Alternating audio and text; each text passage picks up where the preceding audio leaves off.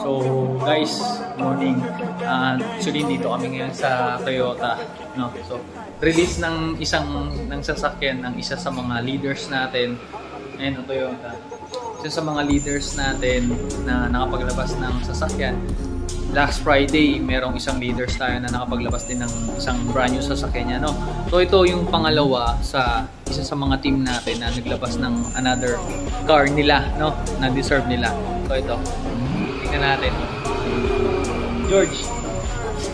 So, sir, anong masasabi mo ngayong car achiever ka na? Ayun, so, ayan, thank you Unstoppable. Thank you Sure Homes and thank you Sir. Paano mo na overcome yung struggle mo before? Ayun, so kahit na naulanan, nahirapan, pero nagpatuloy.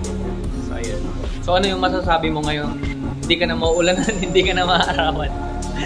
Ayun, so ang masasabi ko, sobrang thankful talaga ako sa mentor ko. Siyempre, makikinig lang tayo sa leader. And yung sa mga mentor natin na nagbigay sa atin. So, tama. Thank you, sir. Thank you. Ano yung kotse mo? Brand new? Brand new. Ay, grabe naman yan. Di ba? 2023, top of the line, di ba? So, yun nga guys, no.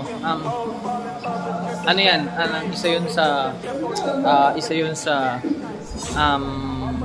resulta or payoff. Magpe-payoff kasi talaga lahat ng struggles or sacrifices or trabaho, hard work na binibigay mo sa kung ano man yung ginagawa mo ngayon, no? So, kumbaga tuloy-tuloy mo lang talaga, no?